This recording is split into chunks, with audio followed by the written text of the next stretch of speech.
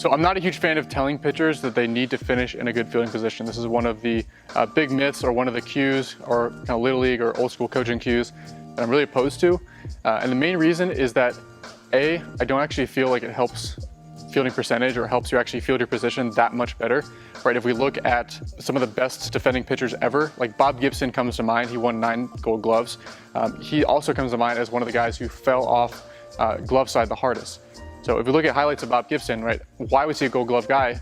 It's because he was such a good athlete. If we look at Greg Maddux as a guy who did finish in a quote-unquote fielding position, like, why was he so good at fielding his position? Was it because he finished in that perfect fielding position, or is it because he was an insane athlete? Just look at some of the plays he's making here. Marcus Stroman, right, is it because he's finishing in a good fielding position, or is it because he's able to make one-handed plays off his back foot and just crazy athletic plays? It typically comes down to it's the guys that have good reaction time, regardless of exactly how they're finishing, and guys who are just insane athletes are going to be the guys that field their position better. The second thing is, when it comes to what actually matters from a performance standpoint for pitchers, it really comes down to 99% of that focus and that intent should be on executing the pitch. Throwing the crap out of the ball, executing the pitch to a certain location, that's really what matters. So anything that takes that focus away from what they're actually trying to do, to me, has a huge potential of being counterproductive. And so I have seen this before, where a pitcher, let's say he's throwing 90 miles an hour and it's, good intensity, it's violent, aggressive rotation, it's well sequenced, well timed. If you tell that guy to stop what he's doing, stop trying to throw it hard, stop rotating violently, and just finish in a good fielding position, now all of a sudden you've caused him to start decelerating a little bit early, caused him to start subconsciously taking some intensity off the pitch, and you're basically sacrificing stuff. You're sacrificing something that's affecting every single pitch of the game and going to have a huge outcome on the, on his season and on that game, for this hypothetical scenario, like what happens when a comebacker gets hit to him, and this hypothetical that he's going to have a slightly higher fielding percentage if he finishes in a perfect fielding position versus falling off a little bit more. I would rather have 100 out of 100 times the guy who has full conviction in the pitch.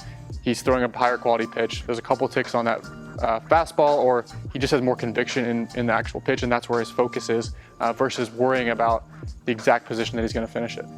So we look at what leads to the different types of finishes. It really comes down to where is our center of mass and where is our weight relative to that front foot as we actually rotate and as we finish.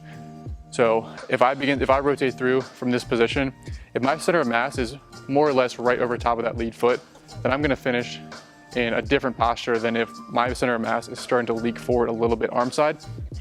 If I start to leak forward this way and my weight gets on the inside of that front foot, then as I follow through and as I finish, it's going to force me to finish in more of that fielding position. On the flip side, if my weight is on the outside of this front foot and my weight is shifted a little bit more glove side, then as I rotate, as I follow through, it's going to take me way off to the side, and then again somewhere in between, if that weight is relatively evenly distributed through the front foot and my weight is relatively from my trunk over top of my base of support is relatively balanced, so somewhere in the middle.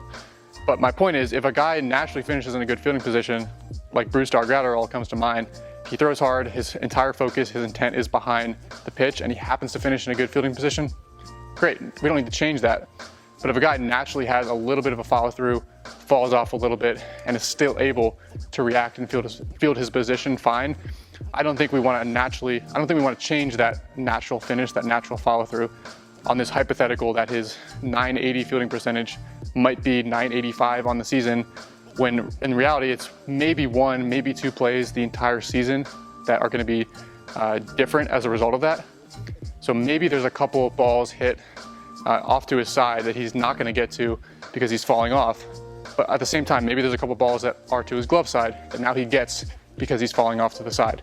So it's really hard to play the hypothetical game when we know, guaranteed, if you're taking his focus off of his actual job executing pitches, it's going to be detrimental every single pitch, every single batter for the entire season.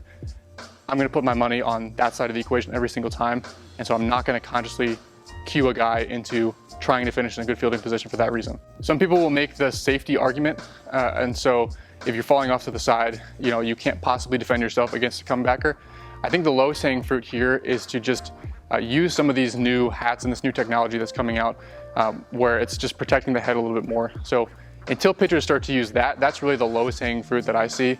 Some of these new hats, they look exactly like normal hats. You can't tell whatsoever. Now, if there's a huge head yank and a guy's finishing and his back is completely facing the target, right, there might be outlier scenarios where it's truly dangerous. But if a pitcher has a little bit of a follow through and he's still able to pick up, follow the pitch, and react and defend himself, I don't see that as being a huge safety concern. And I think that is sometimes blown out of proportion as a concern. So those are just some of my thoughts on whether pitchers should actively try to finish in a good fielding position or not. In general, I think coaches should stay relatively hands-off when it comes to this cue. If a pitcher has a little bit of falling off towards his glove side and he's having success, allow him to keep doing what he's doing.